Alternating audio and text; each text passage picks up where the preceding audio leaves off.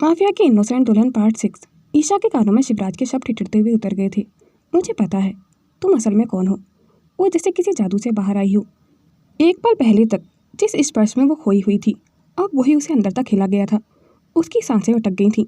शिवराज को अपने इतने करीब देखकर उसकी धड़कनें अनियंत्रित थीं और अगले ही पल चटाक उसने शिवराज के गाल पर हल्का सा लेकिन हड़बड़ाहट भरा थप्पड़ जड़ दिया था। ये आपने क्या कर दिया?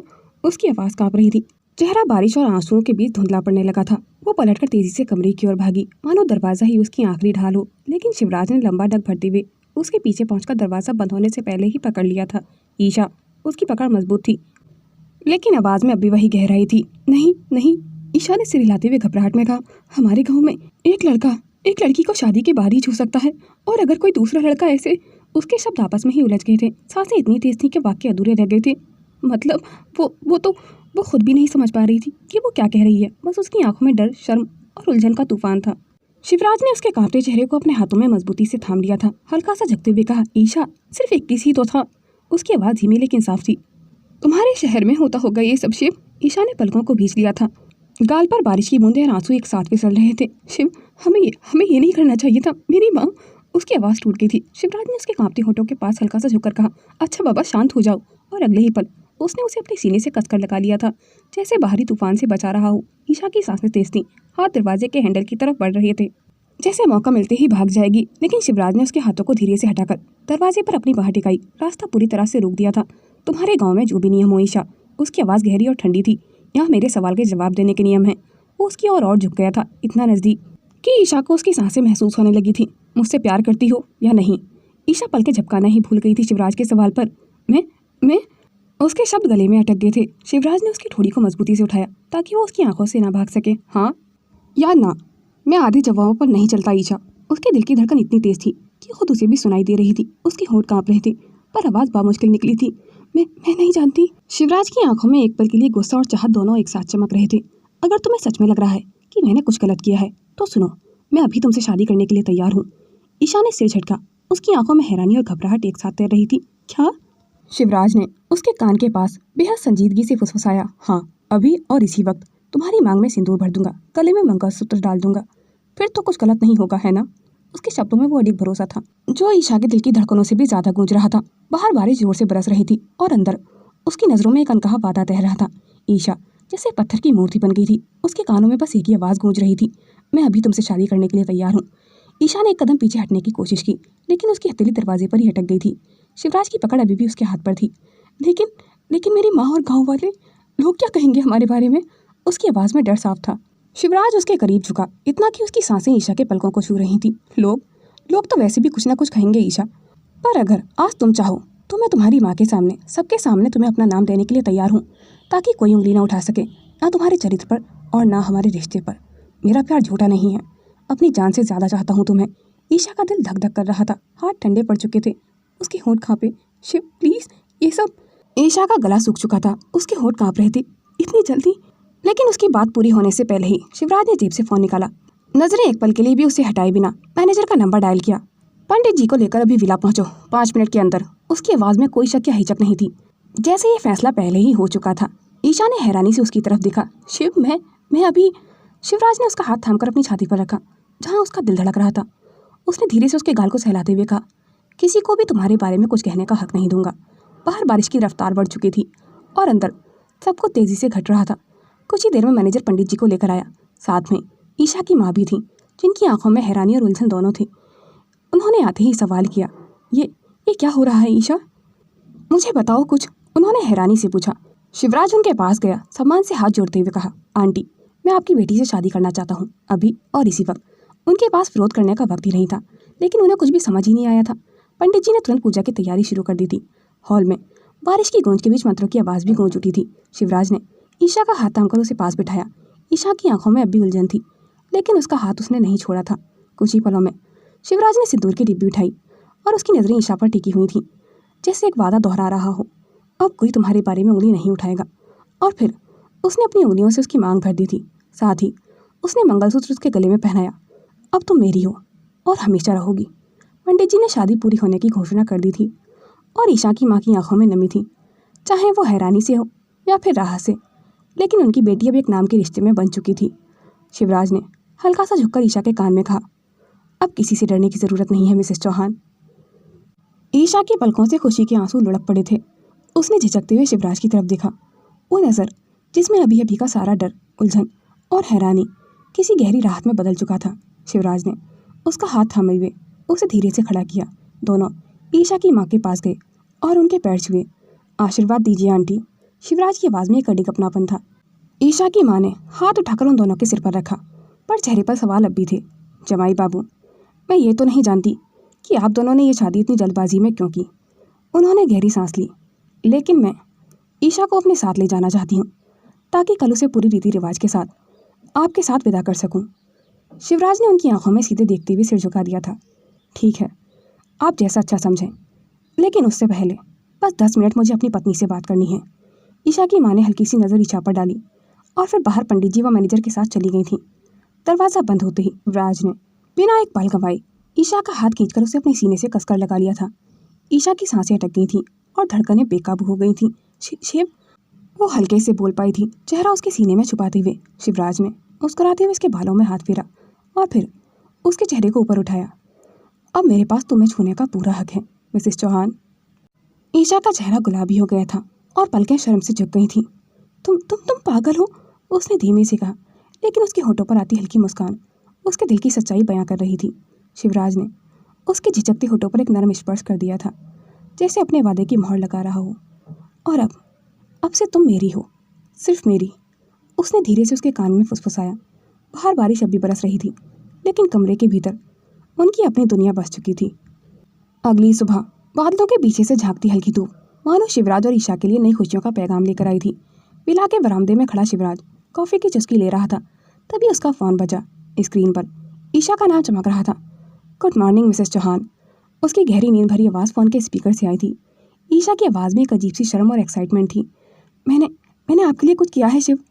क्या? शिवराज ने भौं चढ़ाते हुए पूछा। मैंने आपके नाम का टैटू गुदवाया है, ईशा ने धीरे से कहा, अपने दिल के बहुत करीब। कुछ सेकंड के लिए फ़ोन के उस पार सन्नाटा रहा। फिर शिवराज की आवाज़ और धीमी और गहरी हो गई थी। दिल के करीब मतलब वहाँ जहाँ मैं देखने की सोच रहा हूँ। ईशा का चेहरा शर्म से लाल हो गया था। उसने जल्दी से कहा, शिव आप भी ना। शिवराज ने हल्की सी हंसी के साथ उसे छेड़ा। तो फिर कल रात ही क्यों नहीं दिखाया? ईशा ने थोड़ा सा झिझकते हुए कहा, वो आज सुबह ही बनवाया था मैंने। शिवराज के होठों पर एक तिरछी सी मुस्कान फैल गई थी। उसने अपनी बात को जारी करते हुए कहा, तो मैं सोच रहा हूँ कि खुद आकर देख लूँ। उसकी बातें सुनकर ईशा की सांसें तेज हो गई थी। उसने घबरा कर कहा, बस अब मैं फ़ोन रख रही हूँ। और बिना उसका जवाब सुने उसने फ़ोन कट कर दिया था। शिवराज ने स्क्रीन की ओर देखते हुए एक शरारती मुस्कान दी। भागो जितना भाग सकती हो ईशा, लेकिन मैं आज रात सब देख ही लूँगा। और वैसे भी मैं तो तुम्हारा नाम काफ़ी वक्त पहले ही अपने दिल पर गुदवा चुका हूँ। उसने अपने दिल पर हाथ रखते हुए कहा। रात को जब विदाई के वक्त आसमान तारों से जगमगा रहा था, शिवराज अपनी कार में बैठा ईशा को देखकर हल्के हल्के मुस्कुरा रहा था। ईशा ने सिर झुकाया। होठों पर बस एक हल्की सी मुस्कान थी, लेकिन उसकी आंखों में वो चमक नहीं थी जो शिवराज देखने की उम्मीद कर रहा था। कार के पूरे रास्ते शिवराज का चेहरा एक्साइटमेंट से भरा हुआ था, मानो उसके पास दुनिया की सबसे कीमती चीज़ हो जिसे वो सबको दिखाना चाहता हो। विला पहुंचते ही उसने नौकरों को ईशा के लिए खास कमरा तैयार करने का इशारा किया। आज से ये जगह सिर्फ तुम्हारी है, उसने उसकी आंखों में देखते हुए कहा। ईशा ने हल्के से सिर हिलाया, लेकिन उसका ध्यान कहीं और ही था। कभी खिड़की से बाहर अंधेरे में झांकती, तो कभी अपने हाथ की उंगलियों को बेचैनी से मसल रही थी। शिवराज ने उसकी ये चुप्पी नज़रअंदाज कर दी थी, क्योंकि आज वो बहुत ज़्यादा खुश था। वो फ़ौरन अपने कमरे में गया और फ़ोन उठाकर मयंक और शौर्य को मैसेज टाइप किया। हीरा गड़ाओ अभी, एक बहुत स्पेशल इंसान से मिलवाना है तुम दोनों को। कौन? जब शौर्य और मयंक ने उससे पूछा तो शिवराज ने बस एक स्माइली भेज दी थी। सरप्राइज़। वो चाहता था कि जब मयंक और शौर्य ईशा को देखें तो उनके चेहरे पर भी वही खुशी हो जो आज उसके दिल में थी, पर उसे अंदाज़ा ही नहीं था कि जिस चेहरे को वो खुशी का आईना समझ रहा है, उसी चेहरे पर कुछ अनकहे सवाल और डर की हल्की परछाइयाँ भी हैं। विला के अंदर रात काफ़ी गहरी हो चुकी थी। हॉल की हल्की सुनहरी रोशनी पीछे छूट गई थी और शिवराज ईशा का हाथ हमें विला के सबसे सुनसान हिस्से की ओर ले जा रहा था। पत्थर की दीवारों के बीच से होती हुई संकरी सीढ़ियाँ उन्हें एक ऐसे आंगन तक ले आई थीं जहाँ से आधा आसमान साफ दिखता था।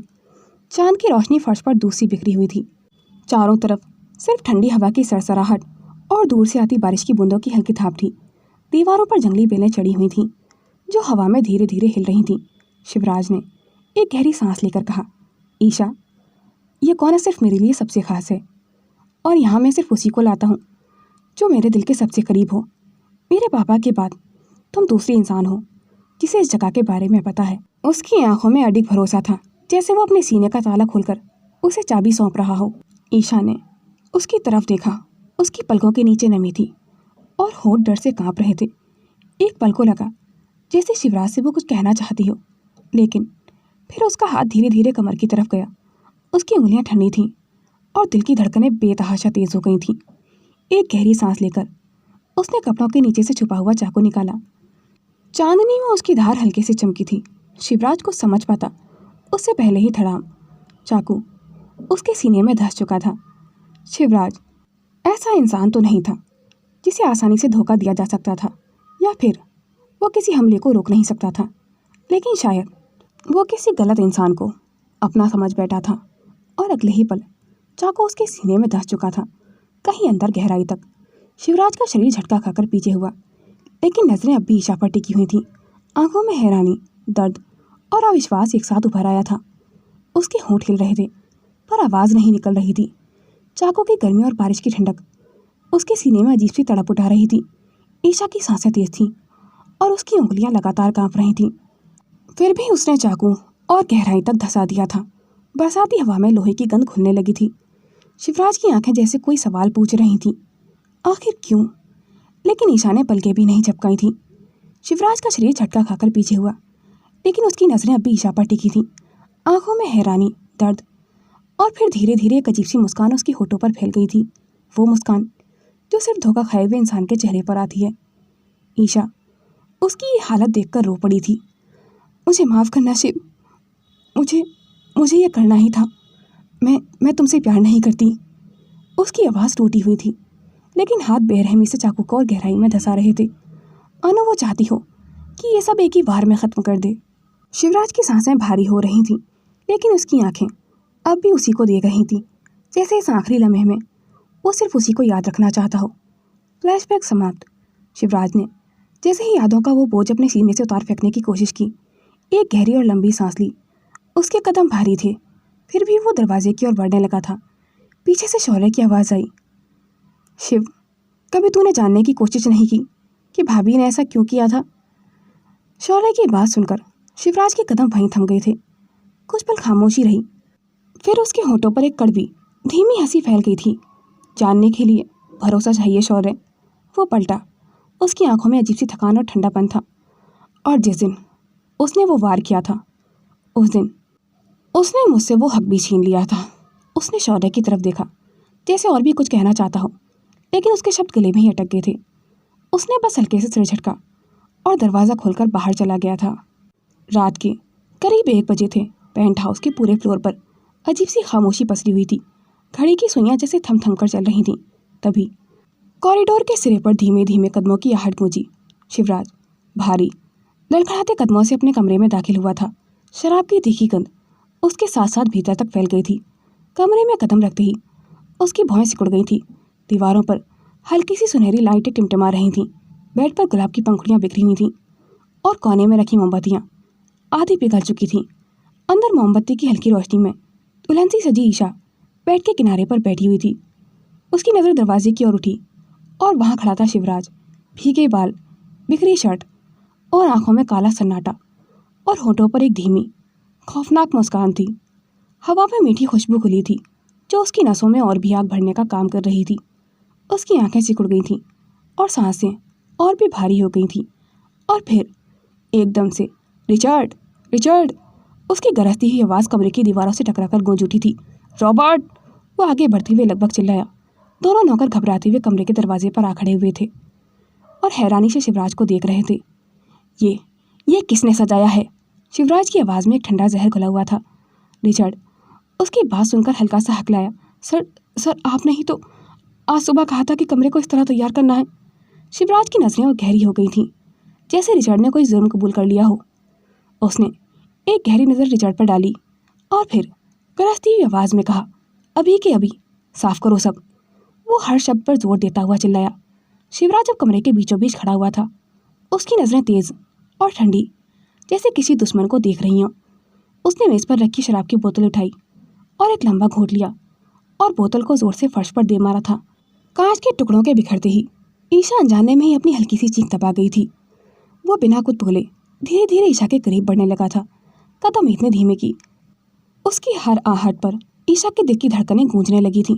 शराब की गंध उसके साथ साथ कमरे में भी फैल रही थी और उसकी नज़रें सीधी ईशा के चेहरे पर उतर रही थीं, गहरी, ठंडी और अजीब तरह से खाली। उसने कुछ देर ईशा को यूं ही खड़े होकर निहारा, जैसे वो अपने दुल्हन को पहली बार इस रूप में देख रहा हो। इंतज़ार कर रही थी मेरा? उसने इतने धीमे लहजे में पूछा कि आवाज़ फुसफुसाहट जैसी थी, लेकिन उसमें छुपी तलखी ने ईशा की रूह में भी ठंडक उतार दी थी। शिवराज ईशा के सामने आकर रुक गया था। कुछ पल तक बस उसे देखता रहा था, जैसे उसकी आंखें ईशा के चेहरे में छिपे हर राज को आज खींच लेना चाहती हूँ। फिर अचानक वो धीमे से झुककर बेड के किनारे पर बैठ गया था। रॉबर्ट और रिचर्ड अभी भी मेज से टूटे हुए कांच और बिखरे हुए फूल समेट रहे थे। शिवराज ने बिना ईशा से नज़र हटाए बस हल्के से हाथ उठाकर इशारा किया, बाहर जाओ अभी। दोनों ने एक दूसरे की तरफ देखा और बिना कुछ कहे चुपचाप बाहर निकल गए थे। अब कमरे में सिर्फ 2 सांसों की आवाज़ थी। ईशा ने अपने हाथ बेड की चादर में भींच लिए थे, जैसे खुद को संभाल रही हो। शिवराज की आंखों में नफरत तैर रही थी, लेकिन उस नफरत में एक हल्की सी टीस भी थी। आपने शराब क्यों पी है? ईशा ने जितनी हिम्मत जुटा सकती थी उतनी हिम्मत से ये सवाल किया था। उसकी आवाज़ थोड़ी कांप गई थी। शिवराज के होठों पर एक अजीब सी मुस्कान फैलाई थी। मुस्कान में मिठास नहीं, बस जहर घुला हुआ था। वो हल्का सा आगे झुका और उसके चेहरे के और करीब। भूल गई? उसने बहुत धीमे मगर चुभते हुए लहजे में कहा। है, तुम्हें याद भी कैसे होगा? प्यार तो बस मैंने ही किया था। खैर छोड़ो, आज हमारी शादी को 3 साल हो गए हैं ईशा, उसने बहुत ही नफरत भरे लहजे में कहा। उसकी उंगलियां बिना इजाज़त ईशा की ठुड्डी पकड़कर उसे ऊपर उठाने लगी थी, ताकि उसकी नज़रों से न बच सके। और तुम्हारे धोखे को भी याद तो होगा ना, या यह भी भूल गई? उसने लगभग दांत पीसते हुए कहा था। कमरे में एक अजीब सी चुप्पी छा गई थी, मानो दीवारें भी उनकी बातों को सुन रही हों और हवा रुक गई हो। शिवराज की उंगलियां ईशा की ठोड़ी को पकड़े हुई थीं। उसकी आंखें कुछ पल तक उसके चेहरे पर जमी रहीं। फिर उसने जैसे खुद को संभालने के लिए एक लंबी थकी हुई सांस ली। वो अचानक सीधा होकर बैठ गया था और अपनी शर्ट के बटन धीरे धीरे खोलने लगा था। हर बटन के खुलने के साथ कमरे में हवा और भारी होती जा रही थी, न सिर्फ शराब की गंध से, बल्कि उस खामोश टकराव से जो हर गुजरते वक्त के साथ और भी गहरा होता जा रहा था। ईशा की भौहें सिकुड़ गई थीं उसे देखकर। उसका गला अंदर ही अंदर सूखे जा रहा था। उसे समझ ही नहीं आ रहा था कि वो आगे क्या करने वाला है। आखिरी बटन खुलते ही ईशा की जान तो जैसे हलक तक आ गई थी। उसने थोड़ा सा पीछे खिसकने की कोशिश की ताकि वो शिवराज से कुछ दूर हो सके, लेकिन उसकी कलाई पर शिवराज की पकड़ मजबूत थी। और आखिरी बटन खोलते ही शिवराज ने अपनी शर्ट को उतार फेंका था और फिर बिना किसी चेतावनी के उसका हाथ पकड़ लिया था। ईशा के हाथ की चूड़ियाँ हल्की सी खनक गई थीं। उसकी पकड़ में एक ऐसी शक्ति थी जैसे किसी को सच का सामना करवाने की जिद हो। धीरे धीरे उसने ईशा का हाथ अपने सीने पर रखा, ठीक उसी जगह, वो जगह जहाँ 3 साल पहले ईशा के हाथों से उसे वो जख्म मिला था, जिसका निशान आज भी उसकी त्वचा पर गहरा और बदरंग पड़ा हुआ था। तुम्हें क्या लगता है मैं इसलिए पीता हूँ कि तुम्हें भुला सकूँ? नहीं, बल्कि इसलिए ताकि ये जख्म जलता रहे और मुझे याद रहे कि तुम्हारे प्यार से बड़ा धोखा इस दुनिया में कोई नहीं। ईशा का हाथ उस पुराने ठंडे और बदरंग निशान पर जमे हुए थे। उसकी उंगलियों में हल्की सी थरथराहट आ गई थी, लेकिन उसकी आंखें अभी शिवराज की आंखों में अड़ी हुई थीं, मानो अपने डर को नज़रअंदाज करने की कोशिश कर रही हूँ। छोड़िए मेरा हाथ, उसने धीमी मगर सख्त आवाज़ में कहा। शिवराज के चेहरे पर एक शैतानी मुस्कान उभर आई थी। उसकी पकड़ और भी ज़्यादा उसके हाथ पर कस गई थी। क्यों? डर लग रहा है या सच को महसूस करना मुश्किल हो रहा है तुम्हारे लिए? उसके लहजे में ताना था, मगर आवाज़ के पीछे एक डूबा हुआ दर्द गूंज रहा था। वो दर्द जो 3 साल से ना एक पल के लिए कम हुआ था, ना शराब में डूबकर मरा था, बल्कि उस जख्म ने एक जख्मी शेर बना दिया था शिवराज को। उसे अब हर धोखा देने वाले इंसान के चेहरे में सिर्फ ईशा का चेहरा नजर आता था, और उस वक्त उसकी नफरत उस मकाम पर होती थी जिसे बयां कर पाना मुश्किल था। शिवराज को अपने इतने नज़दीक देखकर ईशा की सांसें तेज होने लगी थीं और उसने नज़रें हटा ली थीं, लेकिन शिवराज की आंखें अब भी बस उसे ही घूर रही थीं। उसकी आंखें जिनमें अभी तक ठंडा अंधेरा था, अब हल्की सी एक खतरनाक लेकिन अजीब तरह से मोहक चमक थी। महसूस हो रहा है मेरा दर्द? उसकी आवाज़ धीमी थी, मगर हर शब्द उसके कानों के बिल्कुल पास उतर रहा था। तुम्हें याद है, यहीं वार किया था तुमने, और आज भी ये जगह सिर्फ तुम्हारे नाम से धड़कती है। ईशा उसकी तरफ देखने की कोशिश कर रही थी, लेकिन उसकी नज़दीकी और गर्म सांसों ने उसके बदन में एक अजीब सी बेचैनी भर दी थी। शिवराज का दूसरा हाथ धीरे धीरे उसकी कमर तक पहुंच चुका था, बिना जोर के, लेकिन एक ऐसे अधिकार के साथ जैसे उसे छोड़ने का इरादा ही न हो। 3 साल, उसने उसके चेहरे के करीब आकर कहा। 3 साल से मैंने तुम्हें छुआ तक नहीं, तुम्हें महसूस नहीं किया, पर आज लगता है मैं ये दूरी और नहीं रख पाऊंगा। ईशा का दिल तेजी से धड़कने लगा था उसकी बात सुनकर। उसकी उंगलियां अनजाने में ही शिवराज की खुली शर्ट के किनारों को छू गई थीं, लेकिन ईशा ने खुद को संभालते हुए खुद को पीछे खींचने की कोशिश की, पर शिवराज ने हल्के से उसकी कलाई पकड़ ली थी। वो धीरे धीरे उसके और करीब आ चुका था, उसके बालों की खुशबू अपनी सांसों में भरते हुए। उसने धीरे से कहा, बहुत बहुत याद किया है मैंने इन 3 सालों में तुम्हें। उसने अचानक ईशा का हाथ फिर से अपने सीने पर रखा, लेकिन इस बार उसकी उंगलियां उसके हाथ पर ऐसे जमी थीं जैसे वो चाह रहा हो कि वो धड़कन, वो दर्द और उसका असर ईशा तक पूरी तरह पहुंचे। शिवराज की आंखें पूरी तरह से नशे में डूबी हुई थीं, पर उसकी नज़रें अभी भी ईशा की आंखों में ही जमी हुई थीं, इतनी गहरी कि ईशा चाहकर भी उससे अपनी नज़र नहीं हटा पा रही थी। वो अचानक और करीब झुका, इतना कि उसके होंठ ईशा के कान के पास चुने भर की दूरी पर आ गए थे। तुम्हें पता है ईशा, उसकी आवाज़ फुसफुसाहट से भी धीमी थी, ये धड़कन तुम्हारे धोखे के बाद भी सिर्फ तुम्हारा नाम लेती है। ईशा की सांसें अनजाने में भारी होने लगी थीं। उसके भीतर डर था, लेकिन उस डर में एक अजीब सी गर्माहट घुलने लगी थी जो उसे और भी ज़्यादा बेचैन कर रही थी। शिव, खुद को संभालिए प्लीज़, ईशा ने झिझकते हुए कहा। शिवराज ने अपनी उंगलियां उसकी कमर पर थोड़ा और कस दी थी और फिर धीरे से उसके बालों में हाथ फेरा। तुम सोचती हो मैं तुम्हें छूना नहीं चाहता? हाँ, नहीं चाहता मैं तुम्हें छूना, नफरत करना चाहता हूँ तुमसे, लेकिन अफसोस ईशा, अफसोस। उसने उसका चेहरा अपने हाथों में थाम लिया था और उसकी नज़रों में देखते हुए धीरे से कहा, मैं आज भी सिर्फ तुम्हें ही चाहता हूँ, उसी तरह जैसे उस पहली रात को। शिवराज ने अपने शब्द अधूरे ही छोड़ दिए थे। शिवराज की बातें सुनकर ईशा का दिल बेकाबू होकर धड़क रहा था। वो कुछ बोलना चाहती थी, लेकिन उसके शब्द गले में ही अटक गए थे। शिवराज ने उसकी ठोड़ी को हल्के से ऊपर उठाया और उनकी नज़रें फिर से एक दूसरे में बंद हो गई थीं। और आज उसने धीमे से उसके करीब झुकते हुए कहा, आज मैं तुम्हें याद दिलाऊंगा, चाहे तुम्हें पसंद हो या ना हो, कि मैं तुम्हें कितना चाहता हूँ। इसका तो तुम अंदाज़ा भी नहीं लगा सकती ईशा, कि इतनी नफरत होने के बावजूद भी तुम मेरे सामने हो। उसके होंठ धीरे धीरे ईशा के चेहरे के करीब आए, इतने करीब कि उसकी सांसों की गर्मी ईशा के गालों को छू रही थी। कमरे में शराब की महक, परफ्यूम की खुशबू और उनके बीच की बिजली सी खामोशी सब मिलकर एक खतरनाक और मोहक माहौल बना चुके थे। ईशा ने अनजाने में एक कदम पीछे हटने की कोशिश की, लेकिन शिवराज के हाथों की पकड़ ने उसे वहीं रोक दिया था। उसकी आंखों में सिर्फ एक चीज़ थी, एक ऐसी प्यास जो 3 साल के सन्नाटे में पल पल बढ़ी हुई थी। और अगले ही पल शिवराज ने उसके चेहरे के पास झुककर उसके होठों को अपने होठों की कैद में ले लिया था। शिवराज के इस तरह करीब आने पर ईशा की आंखें खुद ब खुद बंद हो गई थीं। शिवराज तेज, गहरे और बेकाबू अंदाज में उसे किस कर रहा था। ना कोई झिझक थी और ना ही कोई रोक, जैसे आज उसे कोई रोक ही नहीं सकता था। वो उसे ऐसे चूम रहा था जैसे अपनी सारी शिकायतें, सारा दर्द और सारी मोहब्बत उसी एक लम्हे में उतार देना चाहता हो। ईशा के हाथ उसके सीने पर टिके थे, पहले रोकने के लिए, लेकिन उसकी गर्म भारी सांसों और होठों के दबाव ने उसकी ताकत को जैसे बहा दिया था।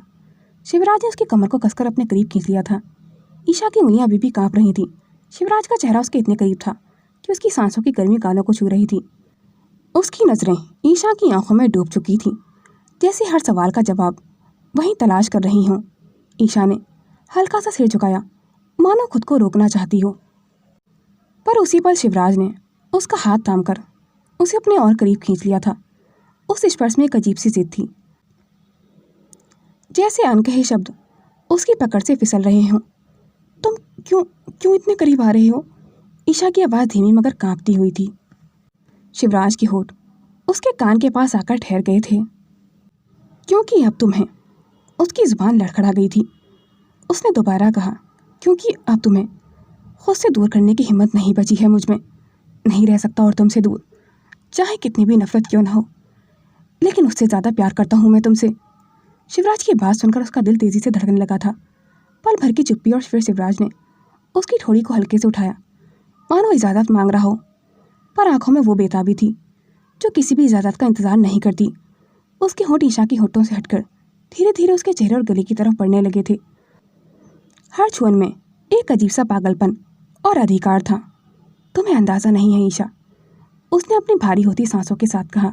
मैंने इन 3 सालों में तुम्हें कितना महसूस किया है इस तरह। हर रात, हर सांस में उसकी उंगलियां ईशा की पीठ पर हल्के हल्के दबाव डाल रही थीं, मानो उसे छोड़ने का कोई इरादा ही ना हो। कमरे में अब सिर्फ उनकी सांसों की आवाज़ थी, जो धीरे धीरे और भी तेज होती जा रही थी। शिवराज का चेहरा फिर से ईशा के चेहरे के करीब आ गया था। उसकी आंखों में जुनून और 3 सालों की तड़प साफ दिखाई दे रही थी। उसको देखकर ऐसा लग रहा था मानो वो इन 3 सालों में ईशा से एक पल के लिए भी नफरत कर ही नहीं पाया था। बस वो दिखावा करता था कि वो ईशा से नफरत कर रहा है। उसने ईशा को अपने और भी करीब कर लिया था। उसकी आंखों में अब गुस्से की जगह एक जला देने वाली चाहत थी। आज मैं तुम्हें वो सब याद दिलाऊंगा जिससे तुम भागना चाहती हो ईशा। ईशा का दिल जैसे अपने सीने से बाहर निकल आना चाहता था। उसके हाथ शिवराज के कंधों पर थे, रोकने के लिए या खुद को संभालने के लिए, ये तो वो खुद भी नहीं जानती थी। शिवराज की उंगलियां उसकी पीठ से होते हुए धीरे धीरे उसके जिस्म के उस हिस्से पर ठहर गई थीं जहाँ कपड़ों के पीछे इसकी त्वचा पर उसका नाम हमेशा के लिए दर्द था। ईशा की सांस एक पल को थम गई थी।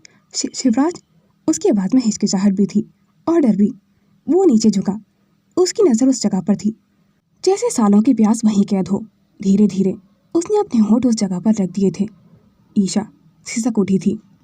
उसकी इस छुअन पर एक लंबा ठहरा हुआ स्पर्श, जैसे वो उस नाम को फिर से अपनी मुहर में बदल रहा हो। ईशा की आंखें धीरे धीरे भीगने लगी थीं। उस पल में डर, गुस्सा और एक अजीब सी कसक सब एक साथ उमड़ रहे थे। पर शिवराज की पकड़ ऐसी थी कि पीछे हटना अब नामुमकिन लग रहा था। उसकी सांसें लगातार तेज हो रही थी। शिवराज की पकड़ कसकर उसे अपने करीब थामे हुए थी। ईशा ने अपनी भीगी पलकों के पीछे से उसकी ओर देखा। उसके चेहरे पर वो शिद्दत जो कभी सिर्फ उसी के लिए थी। उसकी आंखों में एक अजीब सा अपनापन था और अचानक एक अनकही सी चमक उसकी आंखों में उभर उठी थी। ईशा के होंठ कांपे और उसने धीमे से कहा, इन 3 सालों में मैंने भी तुम्हें बहुत याद किया है शिव। उसकी आवाज़ सुनकर पल भर को कमरे की हवा भी जैसे थम गई थी। शिवराज की आंखें जैसे ठहर गई थीं। उसके सीने में कुछ गहराई तक हिल गया था। शिव, उसने पहली बार उसका नाम इतने कोमल मगर साफ लहजे में लिया था। शिवराज की सांस थम गई थी उसकी आवाज़ सुनकर। उस आवाज़ में एक अजीब सी पहचान थी जो शिवराज को भीतर तक हिला गई थी। शिवराज के चेहरे पर हैरानी और शक एक साथ उभर आए थे। To be continued. दोस्तों, अगर ईशा को सब याद था तो उसने फिर शिवराज को बताया क्यों नहीं? और शिवराज और ईशा की लव स्टोरी आपको कैसी लग रही है? कमेंट सेक्शन में अपनी राय ज़रूर शेयर कीजिएगा। आपके एक कमेंट से हमें बहुत ज़्यादा मोटिवेशन मिलता है, तो प्लीज़ एक प्यारा सा कमेंट ज़रूर किया कीजिए ताकि हम लिखने के लिए और भी ज़्यादा मोटिवेट हों। दोस्तों, ये एक काल्पनिक कहानी है जिसमें दिखाए गए किरदार और घटनाएं मात्र कल्पना है। इसका उद्देश्य किसी भी प्रकार की हिंसा, उत्पीड़न या अस्वीकृत व्यवहार को बढ़ावा देना नहीं है। दर्शकों से अनुरोध है कि वह इसे केवल एक फिक्शनल स्टोरी की तरह ही देखें। Thanks for watching. Do like, comment and share this video and subscribe my YouTube channel for more interesting videos. Video को अंत तक देखने के लिए धन्यवाद।